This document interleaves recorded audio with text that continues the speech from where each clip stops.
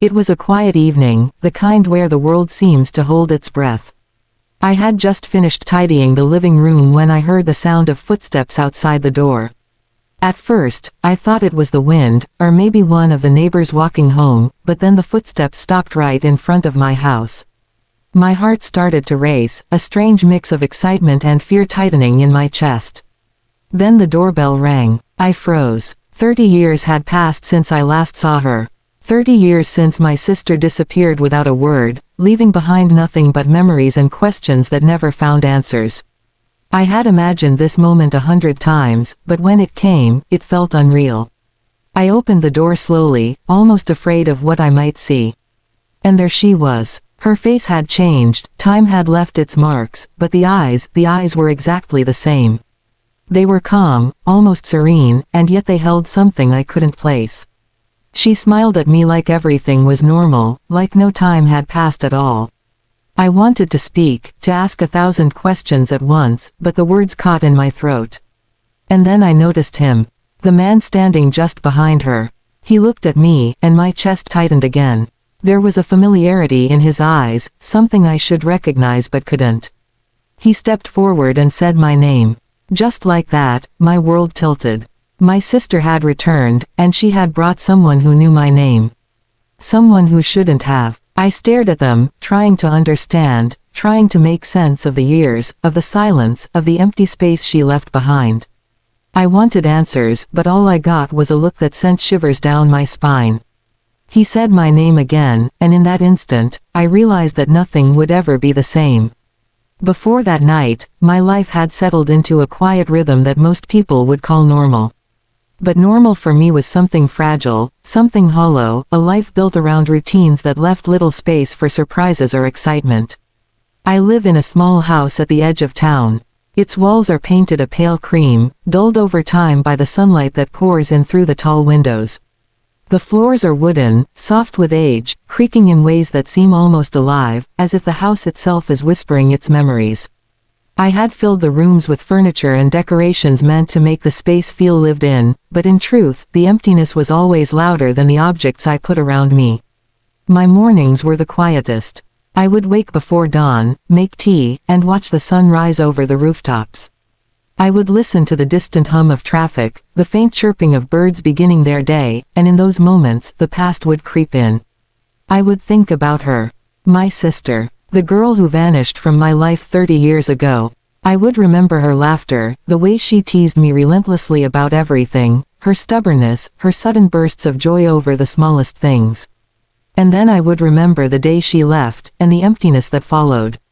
She disappeared without a word. No letter, no explanation, no hint of what made her walk away from everyone who loved her. My parents searched for her tirelessly, their lives consumed by worry, their days stretched thin by unanswered questions. Their search ended only when exhaustion set in, when they realized that nothing more could be done. And I, as a teenager struggling to understand a world that suddenly seemed cruel and incomprehensible, learned to live with her absence. But I never forgot her. Over the years, I built a life around what I could control.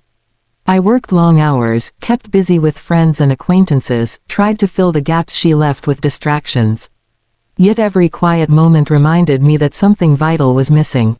I imagined her face in crowded streets, thought of her voice when I heard laughter, wondered what choices she had made, where she had gone, and whether she had ever thought of me. These questions followed me like shadows, sometimes barely noticeable, sometimes overwhelming, pressing against me in ways I could never fully shake. The evening she returned was heavy with rain. The kind of rain that turns streets shiny and empty, that smells of wet earth and old leaves, that muffles sound and makes everything feel smaller. The light in my living room was dim, the lamp in the corner casting long, soft shadows across the walls. I had been sitting on the couch, wrapped in a blanket, nursing a cup of tea that had gone cold while thinking about the years, about all the milestones she had missed, all the conversations we would never have, all the ordinary moments she would never see. I had tried to imagine her as an adult, and each time, I failed. Every mental picture seemed both familiar and impossible. And then the doorbell rang. At first, I thought it might be a neighbor, or perhaps a delivery, but the sound was insistent, deliberate, almost impatient. I remember the way my heart skipped a beat, a sudden tightening in my chest that made me breathe faster. 30 years. 30 years of absence, and now, a single sound had brought all that history rushing back in an instant. I walked to the door slowly, each step feeling heavier than the last, and I hesitated for just a moment before turning the knob. Just behind her, tall, calm, watching me with a gaze that was steady and unflinching. Something in the way he looked at me made my stomach churn. There was recognition there, an understanding, but it wasn't mine. It was as if he knew me in ways I didn't yet understand, knew things that should have been private, things that no stranger could possibly know. My mind raced, trying to place him, trying to recall if I had ever seen him before, but nothing matched. She spoke first, softly. "It's been a long time." Her voice carried memories, regrets, and something else I couldn't name, a weight I felt pressing down on me. I wanted to reply, to ask 1,000 questions at once, but the words caught in my throat. And then he stepped forward. His voice was calm, deliberate, and when he said my name, it was as though the air itself had shifted. The sound of it made my heart lurch, a sudden, dizzying recognition that sent shivers down my spine. Someone had come into my life after 3 decades, and they knew me. I looked at both of them, searching for answers, for some sign, any clue that could help me understand. Her smile faltered slightly, just enough for me to notice, and for the first time, I saw hesitation, the trace of fear or guilt in her eyes. And then I noticed my own hands trembling, the tea in my cup forgotten. Memories I hadn't thought about in years bubbled to the surface, the arguments, the laughter, the bedtime stories, the fights that seemed so important then and now seemed trivial, and the long, painful silence after she vanished. I had never expected this reunion to feel like this. I had imagined confrontation, anger, tears, maybe even forgiveness, but nothing could have prepared me for the mixture of emotions crashing through me. Relief, fear, curiosity, longing, resentment, all tangled together until I didn't know where one ended and the other began. And then she looked at me, eyes steady, and whispered something I will never forget: "We have so much to talk about." After she stepped inside, I motioned for her to sit in the living room. I tried to act normal, but my hands wouldn't stop shaking. Every sound, the ticking clock, the faint patter of rain on the roof, the creak of the floorboards, seemed louder than it should have been. She removed her coat slowly, hanging it on the back of a chair with precise care. The man behind her didn't move, just stood there, silent, watching me, his eyes sharp. I wanted to ask questions, wanted to demand answers, but somehow the words felt too fragile, too weak for the moment. We all sat in silence for a few seconds that felt much longer. I could feel her presence like a shadow stretching across the room. A memory came to life. You look well," I finally managed to say, my voice trembling despite my attempt to stay calm. She smiled faintly. "I've tried," she said. There was a hesitation in her voice, a small falter that told me she wasn't used to saying this, or perhaps wasn't used to being here at all. The man, still standing, spoke next. "You're taller than I imagined," he said, and when he looked at me, there was something almost too familiar in his gaze. Something that should have unsettled me more than it did, though I couldn't yet name why. I felt a sudden tightness in my chest. How did he know that I had grown taller? A shiver ran down my spine, and I glanced at my sister. She was avoiding my eyes now, her fingers fiddling nervously with the edge of her sleeve. There was a story in the room, one that she wasn't telling yet. I don't know what to say," I admitted, my throat dry.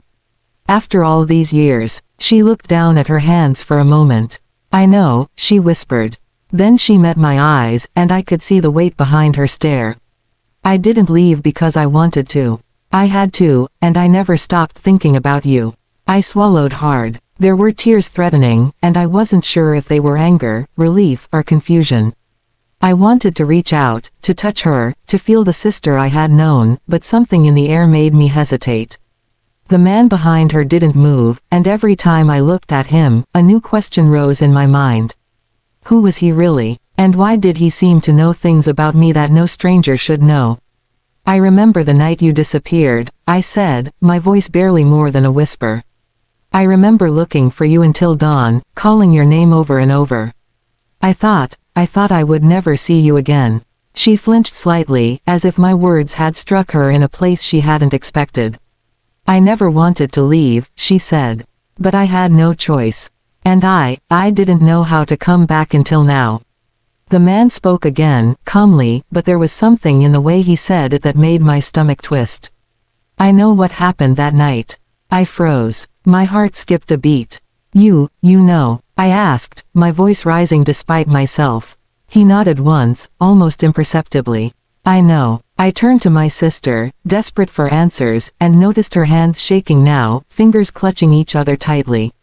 What do you mean? I demanded, my voice sharper than I intended. How does he know? She avoided my eyes. I didn't tell him everything, she said. But he knows enough. I couldn't breathe properly. Questions swarmed in my mind like a storm. How did he know details of that night, details I had never told anyone? Details I barely remembered myself. And why did she look so guilty, so fearful, as if there were more I wasn't ready to hear? We sat there, the three of us, in silence broken only by the ticking clock and the rain tapping on the window. The air felt heavy, thick with unspoken words.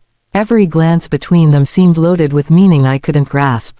I felt a strange mix of nostalgia and suspicion, a yearning to believe in her, but also a deep mistrust I couldn't shake. Finally, I asked the question that had been building inside me for years. Why now? Why after 30 years? She hesitated, her lips pressed together. I had to make sure it was safe, she said, almost in a whisper. I had to know it wouldn't hurt you, or anyone else, before I came back. I looked at her, confusion and hurt swirling together. Safe? What do you mean? What could possibly need to be safe? The man stepped closer, still calm, but his voice carried a weight that made me flinch. You don't know the full story yet. But you will. Soon. I felt my pulse quicken. Soon. What did he mean by that? Every instinct screamed at me to run, to leave the house, to escape this moment, but I couldn't. I was trapped by years of longing, by the hope I had nurtured in secret for decades, by the ache that had never left me since she disappeared. And then, a small revelation, subtle but enough to make my chest tighten. He mentioned a memory from my childhood, a small detail from a game we played in the yard that no one should remember. My sister's face went pale, her fingers tightening on her sleeve. I froze. How do you know that? I asked, my voice barely audible. She avoided my eyes. She said nothing. The tension in the room grew, thick and heavy, as if the walls themselves were leaning in. Questions multiplied in my mind faster than I could process. Who was this man really? What was his connection to my sister? What had happened during those 30 years? And most importantly, what was coming next? I realized then that the reunion I had imagined so many times in my mind, the warm, joyful embrace, the happy tears, the easy laughter, was nothing like this. This was a reunion layered with secrets, with tension, with the weight of 3 decades pressing down on us. I wanted answers, but every moment with them brought more questions, more unease, more tension that gripped my chest like a vice. The rain outside grew heavier, and a flash of lightning illuminated the room for a brief instant. In that split second, I saw everything, the lines on her face, the way she avoided my gaze, the intensity in the man's eyes. And I knew that nothing would ever be simple again.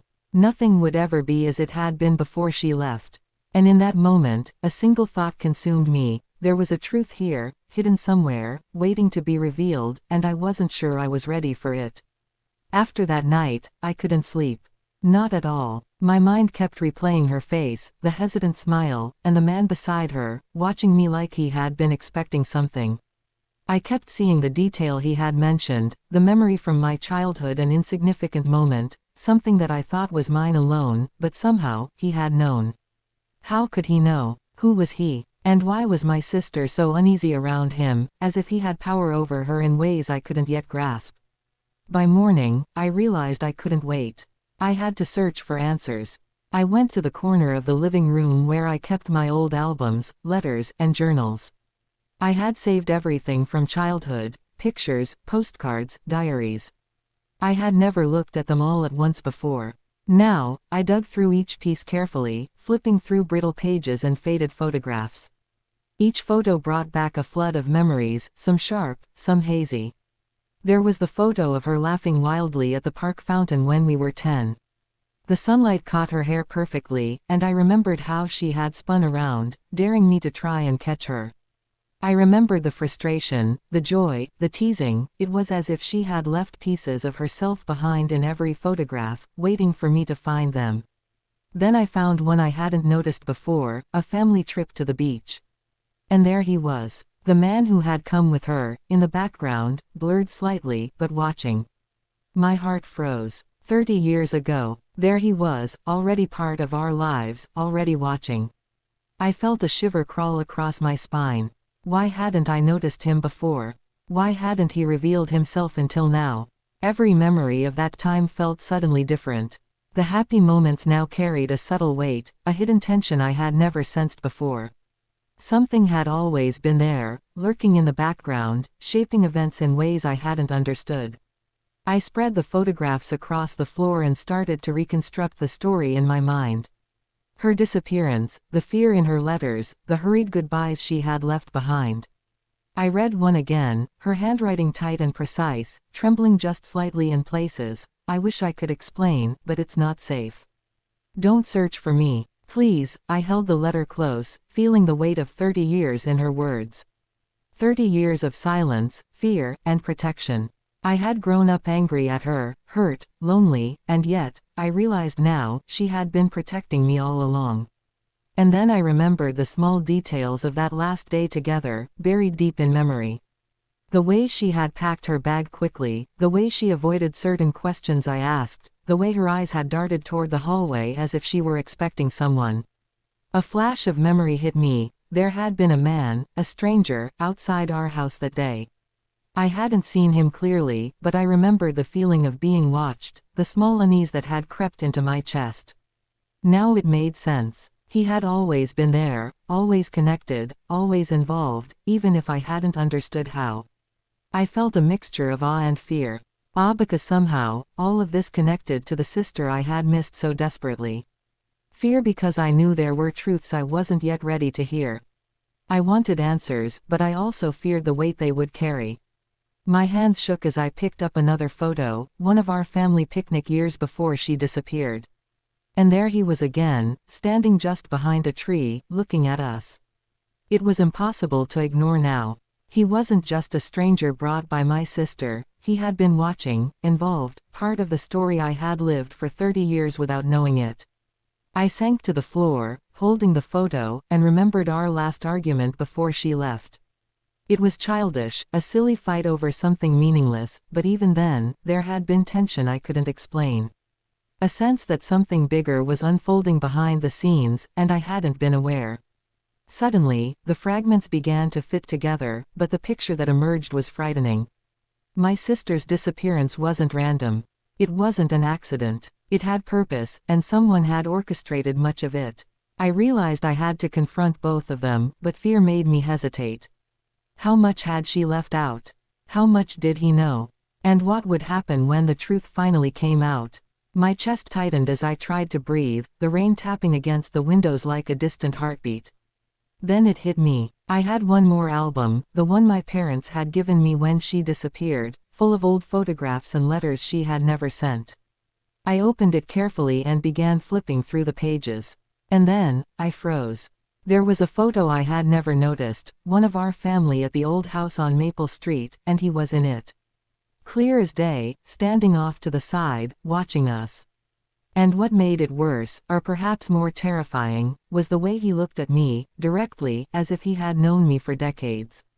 My stomach churned. I sank to my knees, staring at the photo. My sister had returned with him, yes, but this went beyond her.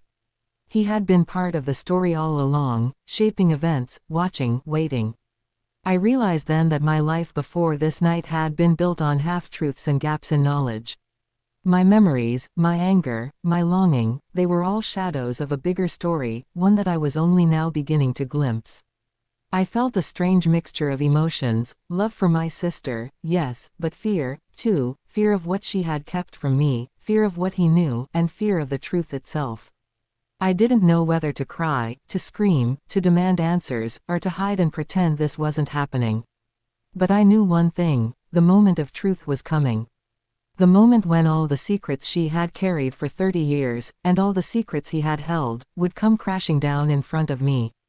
And as I held that old photograph, staring at him from decades ago, I knew that nothing would ever be the same.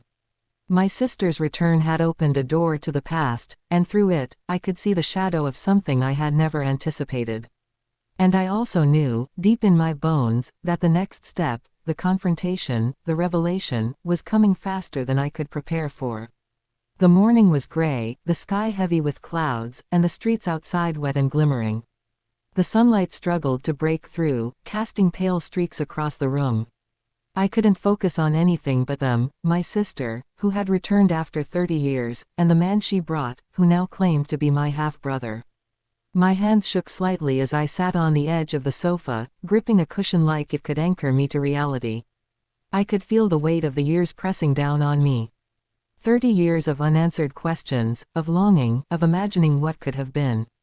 And now, here they were, ready to overturn everything I thought I knew about my family, my past, and myself. I tried to speak, tried to form the words that had been circling my mind all night. I don't even know where to begin, I said, my voice tight, faltering.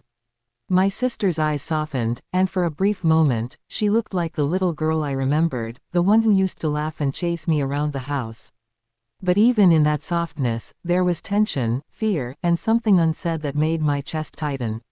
The man took a step closer, his expression calm but resolute. "You need to hear this," he said. "I am not just someone who came with her. I am part of your family, part of your story, something you never knew existed. I am your half-brother. Your father had me before you were born, and circumstances took me away. I've been looking for you for decades." I froze. The words hit me like a thunderclap. My mind struggled to process them. A half-brother. I had imagined every possible scenario over the years. Perhaps she had married someone far away, perhaps she had left because of danger, or illness, but never this. Never this. I wanted to speak, to ask questions, but my mouth felt dry, my throat tight, as if my body refused to accept the truth. She reached out, her hand trembling slightly as it hovered over mine. "I couldn't tell you before," she whispered. "It wasn't safe. I had to protect you, protect our family. I couldn't risk." "Protect me," I interrupted, my voice sharp, rising with anger. 30 years. Do you know what it felt like, to grow up without you? To go to bed every night imagining what had happened to you? To live with the emptiness you left behind?" My hands clenched into fists. "And you call that protection?" Her eyes filled with tears, but she remained composed, though fragile. "I did what I thought was right," she said softly. "I had no choice. And I never stopped thinking about you, not for a single day." The man looked at me, his expression steady but filled with a quiet intensity that made my stomach twist. "I've waited," he said. "I've searched for her, for you, for this moment. I had to know who you were before I could meet you." I stared at him, confusion and disbelief battling in my mind. "But, you've been watching me. For years. All this time." "Yes," he admitted. "I had to know. I had to see the life you had built, the person you had become. And I had to protect her, as she protected you." The room grew heavy with silence. I could hear my own heartbeat, pounding in my ears. The weight of 30 years of absence, of questions and longing, collided with the shock of his revelation. I wanted to scream, to demand answers, to shake both of them until they told me everything. But I couldn't. Not yet. My mind was spinning with fragments of memories, the arguments, the laughter, the last day I had seen her, the small unease I had felt but never understood. I sank back into the sofa, running my hands through my hair. If this is true, if you are telling the truth, then who was I all these years? Who was I without knowing half my family existed? The words came out like a whisper, more to myself than to them. My sister's eyes softened, and she reached for my hand again. This time, I didn't pull away. "You were strong," she said. "You survived. You lived. And you became the person you were meant to be. Nothing about that changes, even with the truth." The man nodded. "The past doesn't erase you. But it does explain things you didn't understand. And soon, the rest will make sense." And then, the memories came flooding back in full force, the long nights of waiting, the holidays without her, the questions that went unanswered, the quiet ache in my chest. I remembered the fights we had, the moments of joy, the little traditions we shared, all tainted now with the realization that there was so much more to the story. Why now? I asked, my voice barely audible. Why come back after 30 years? Why bring him into my life? She looked away, her lips pressed tightly together. Because the timing is right. Because it's finally safe. Because you deserve to know, even if it's painful. I could feel my anger, my heartbreak, my longing, all tangled together. I wanted to believe her, to embrace her, to welcome him as my brother. But the fear of what I didn't know, of the secret still hidden, made me hesitate. I wanted clarity, but clarity felt unbearable. Then, she spoke again, softly but firmly. We have to face the truth together. The rest of it, the reason, the circumstances, everything, will come out. But you need to know, it's real. It's you, me, and him. And it's only the beginning. I stared at them both, my chest tight, my mind racing. 30 years of absence, longing, and unanswered questions had led to this moment. And as I sat there, I realized that the life I had built, the person I thought I knew myself to be, was about to collide with a truth I had never imagined. If he was telling the truth, then who was I all these years?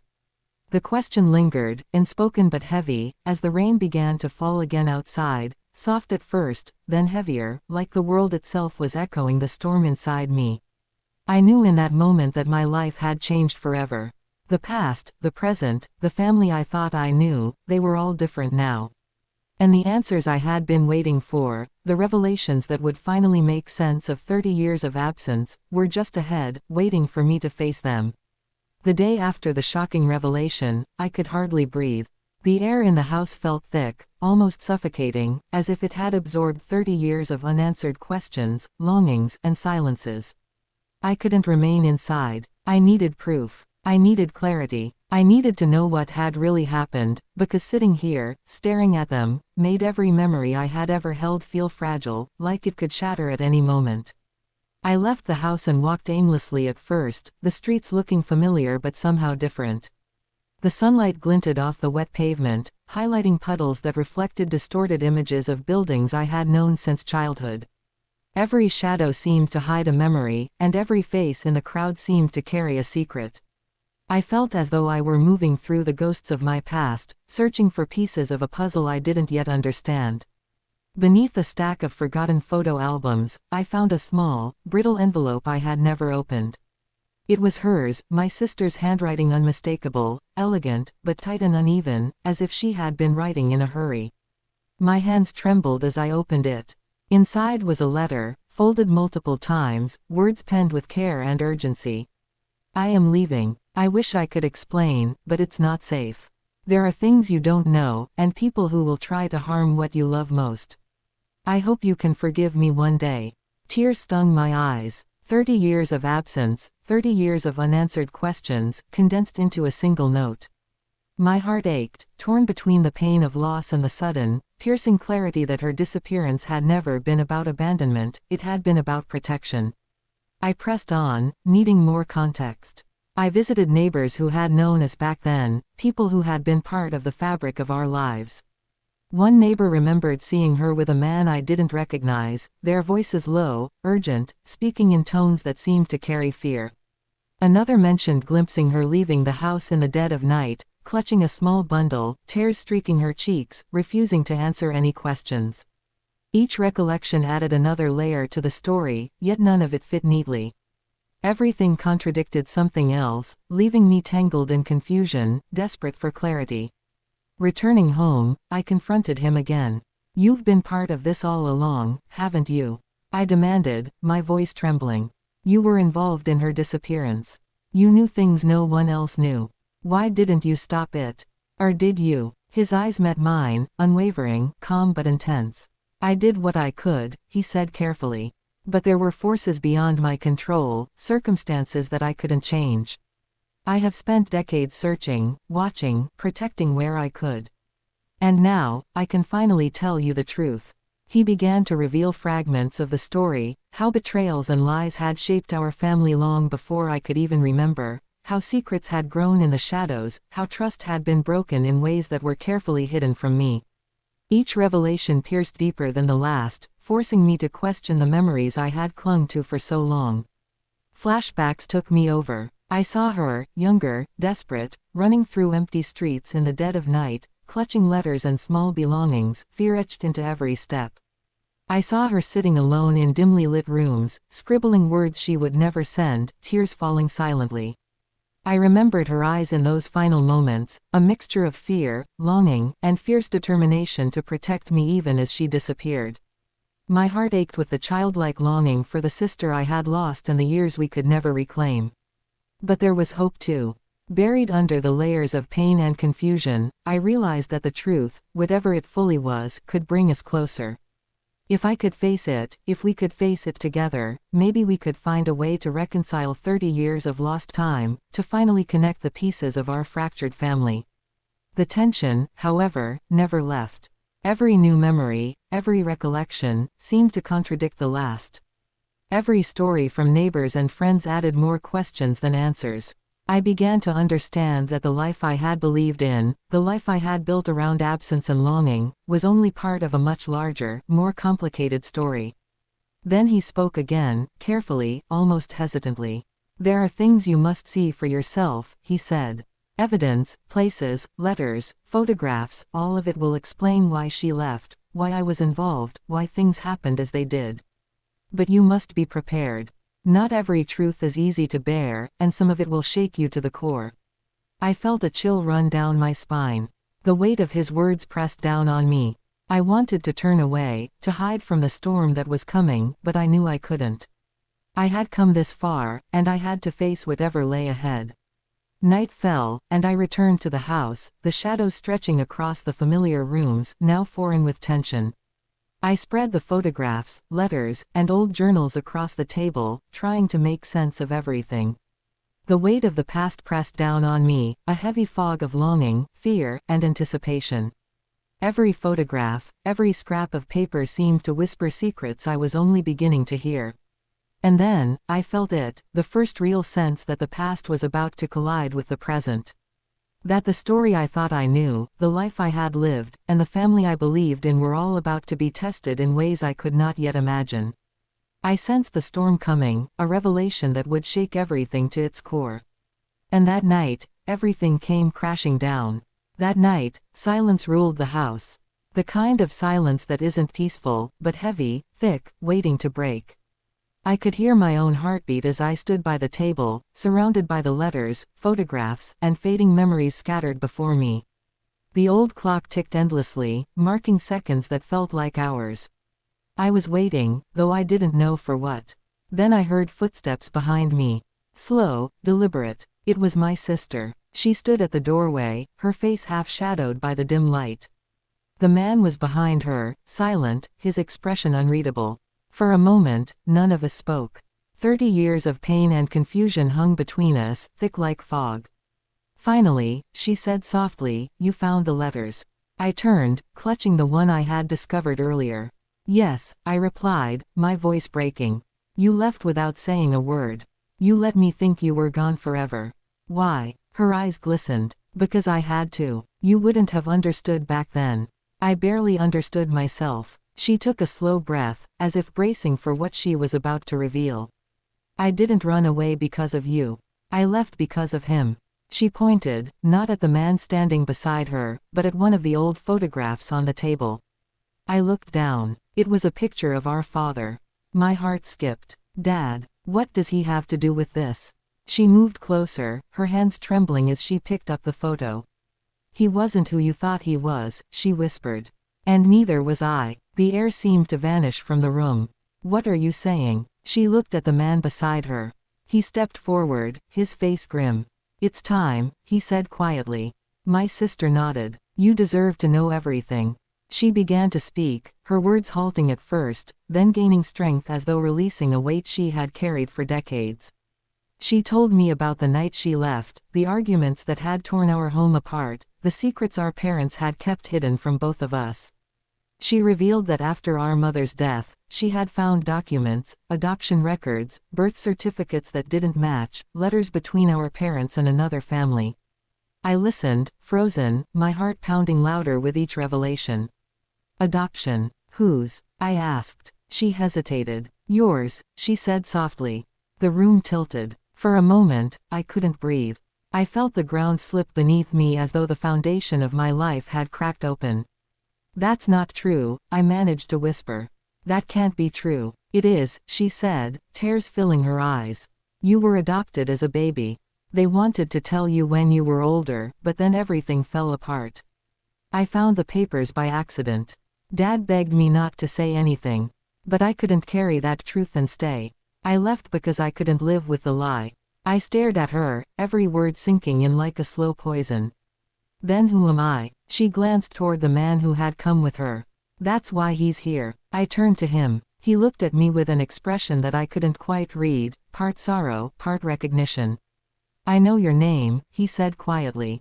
Not the one you've carried all your life, the one you were given at birth. My mouth went dry. Then say it. He took a breath. Your real name is Daniel. The name hit me like a wave of cold water. Daniel. It felt foreign and familiar at the same time, like a word I had once known in a dream. My sister stepped closer. He's your brother, Daniel. Your real brother. For a second, I couldn't comprehend. The world seemed to go silent. Then, slowly, the meaning hit me, hard. He's yes, she said softly. He's the son of your birth parents. The man you've been calling a stranger, is the only blood relative you've ever had. I stepped back, feeling the air leave my lungs. My mind was spinning, flashes of every interaction we'd had since their arrival rushing through me, the way he looked at me, the familiarity in his eyes, the strange recognition in his voice. He had known me all along. Why didn't you tell me before? I demanded, my voice breaking between anger and disbelief. He lowered his gaze. Because we didn't know how you'd react. Your sister, she found me after years of searching. She told me everything, and I came here to finally meet you. But when I saw you, I realized it wasn't just about meeting, it was about healing everything that had been broken. I turned to my sister, tears burning in my eyes. You kept this from me for 30 years. You watched me grieve, question, blame myself. Why didn't you come back? She was crying now too. Because I thought I was protecting you. After Dad died, everything came apart. There were people who didn't want this truth to come out, things in the adoption papers that didn't add up, names that could have destroyed reputations. I ran because I was scared. And by the time I realized what I'd done, it felt too late to fix it. The silence that followed was unbearable. I could hear the hum of the refrigerator, the wind outside tapping at the windows, and my own shallow breathing. Finally, I spoke. You thought protecting me meant lying to me. But all it did was leave me with ghosts. She looked up, her face streaked with tears. I know. And I've lived with that guilt every single day. For a long moment, none of us moved. Then, without planning to, I stepped forward and hugged her. The years of anger, confusion, and loneliness melted into something else, something heavier, but softer. Forgiveness wasn't instant, but it began there, in that embrace. The man, my brother, watched us silently, his eyes glistening. When I finally turned to him, I saw a mix of pride and pain in his expression. He reached into his pocket and pulled out a small, worn photograph. This was taken the day you were born, he said, handing it to me. It was an old picture, faded around the edges. In it, a young woman, our biological mother, held a newborn baby in her arms, her smile bright and trembling. I felt my throat tighten. She wanted to keep you, he continued, his voice breaking slightly. But she couldn't. They made her believe you'd have a better life elsewhere. She never stopped thinking about you. I held the photo as if it were something sacred. The woman's eyes looked straight into mine, and even through the grain of the old photograph, I could feel something familiar, a bond that had never truly been broken. Tears blurred my vision. All these years, I whispered, I thought I was forgotten. You were never forgotten, he said. You were protected. The room was quiet again, but this time it wasn't empty. It was full, of pain, yes, but also of understanding, of truths finally spoken, of lives slowly beginning to heal. I looked at my sister, then at him, and realized that for the first time in my life, I wasn't alone in the story. I was part of something bigger, a tangled, painful, but deeply human truth. And as I looked at the faces before me, the sister who had left to protect me, the brother I never knew existed, I felt both lost and found at once. In a quiet voice, I said, I thought I wanted the truth, but now that it's here, I wish I hadn't heard it. No one spoke after that. The clock ticked. The night deepened. And for a long moment, the house was filled with the kind of silence that comes only after a lifetime of noise. The first light of dawn spilled over the city, pale and quiet, brushing the rooftops with a softness that felt almost impossible after the night we had endured. I sat by the window, the old photograph still in my hands, the one that showed our mother holding me as a baby. Somehow, holding it made everything feel more real and, at the same time, heavier. 30 years of absence, lies, and unanswered questions were all there, layered into the folds of that single image. The house was silent now, but not empty. My sister was in the kitchen, making tea, her movements slow, deliberate, as if she too were trying to ground herself in the reality of what had just unfolded. The man, my brother, sat in the living room, quietly observing, his presence calm but steady, a living reminder of the family I had never known. I traced the edges of the photograph, thinking about the little child I had been, the sister I had lost, and the brother I had never met. It was strange to realize that all those years, I had been carrying fragments of a life I didn't fully understand, and now, for the first time, the pieces were beginning to fit. Not perfectly, but in a way that made sense. I remembered the anger, the betrayal, the countless nights of wondering why she had left, why I had been kept in the dark, why the man who now sat quietly in the corner had known me all along. But now, in this quiet morning, the edges of those feelings softened. Anger didn't disappear. It became something lighter, edged with understanding. The truth hadn't healed everything, but it had begun the process. I finally spoke, my voice low but steady. I don't think I'll ever stop thinking about all the years we lost. I looked at my sister. But I think I understand why you left. And maybe, somehow, I can forgive what I never understood before. She paused, her hands trembling slightly. I never stopped loving you, she whispered. Even when I was gone, I carried you with me every day. I nodded, swallowing hard against the lump in my throat. And now, I said, looking toward the man who had quietly become part of my family, we have to figure out what comes next. How we live with all of this. He finally spoke. We start by being honest, he said simply. With each other. With ourselves. The past can't be erased, but we can choose what it shapes in our future. I felt a sense of calm wash over me. The storm of revelations, confessions, and hidden truths had left destruction in its wake, but it had also left space, a space where healing could begin. I realized that this was the first morning in decades where the future felt possible, rather than a constant echo of what had been lost. I decided to visit a place that had been meaningful when we were children, the old park where my sister and I used to play. The swing set was rusted, the grass overgrown, but it carried the memory of laughter, arguments, and small adventures that had shaped our bond long before secrets and absence tore it apart. I sat on the edge of the swing, letting my hands brush the cold metal, and imagined her beside me as we had been once, running, shouting, pretending the world was ours. For a long while, I didn't speak. I just breathed, letting the memories and the truth coexist.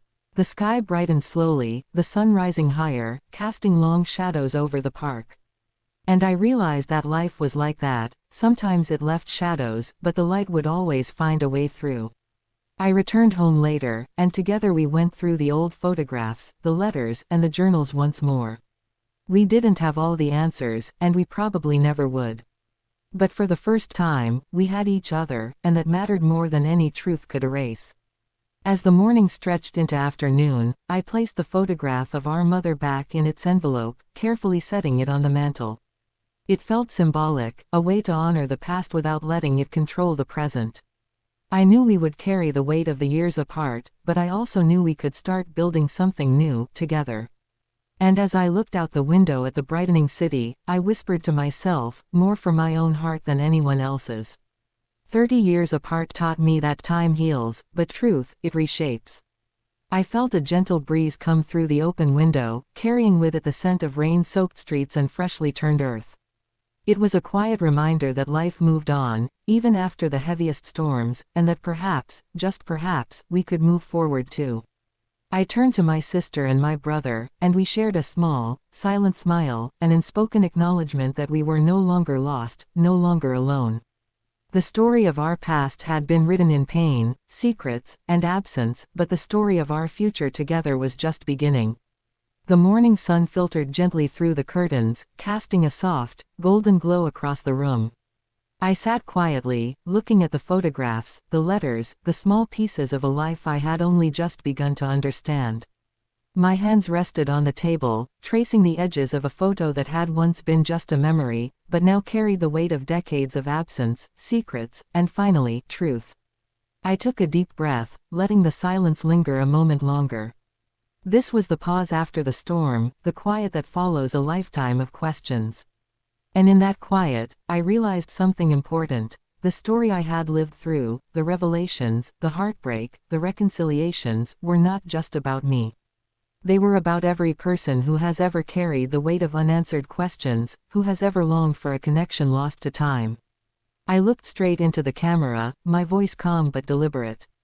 If you were in my shoes, after 30 years apart, after hidden truths that could have torn a family apart, after the shock of discovering a secret that changes everything, could you forgive? I paused, letting the words sink. I imagined the viewer at home, sitting in silence, feeling their own memories and questions rise to the surface. And what about this? What would you have done if someone came back into your life after decades, carrying a secret that reshaped everything you thought you knew? Could you accept them? Could you trust them again? I leaned back slightly, my gaze softening as I reflected on my own journey. Because I won't lie, it wasn't easy. Understanding what happened, accepting the truth, forgiving after decades of absence, it takes time. But in that process, I found something I didn't expect: clarity, connection, and a fragile, but real, sense of peace. The camera lingered on my hands, which rested on the photographs as if drawing strength from them. I want you to think about your own life, your own family, your own friends. Think about the moments of absence, the secrets kept, the misunderstandings that stretch across years. Sometimes, the stories we carry aren't just ours, they are shared, tangled, and full of lessons. And when we finally confront those truths, when we finally see what was hidden, we have the chance to heal, to rebuild, to connect. I smiled faintly, a bittersweet expression, because I knew the road ahead wouldn't be perfect. The truth doesn't erase the past. It doesn't fix all the hurt. But it does give us something far more important: it gives us a choice. A choice to move forward, to forgive, to reconnect, and to create new memories even after years of loss. I leaned forward, speaking now as if confiding in a close friend, inviting the audience into my own reflection. Think about this: if someone you loved returned after decades, carrying a truth that you never expected, would you be ready to forgive? Would you have the courage to face what has been hidden? Could you embrace them, even if it hurt? I let that question hang, giving viewers a chance to consider it, to feel it in their own hearts. Because that's what I faced. And I realized that forgiveness doesn't erase the pain, it reshapes it. Understanding doesn't undo the years, it builds a bridge for what comes next. And love, real love, sometimes survives even the longest absence, even the deepest secrets. I gestured to the photographs spread across the table, the letters, the journals, all fragments of a life long hidden. These pieces of the past, they are heavy, yes. But they are also precious. They remind me that the journey, as difficult as it was, brought me here, to this moment. To a place where I can see the people I love, not as shadows of what they were, but as living, breathing parts of my life, finally reunited. My voice softened further, the warmth of reflection and gratitude filling the room. Thank you for watching this story, for stepping into my life, for witnessing a journey that spanned decades. Stories like these remind us that life is fragile, complicated, and unpredictable, but also full of hope, connection, and the power of truth. Your presence, your attention, matters.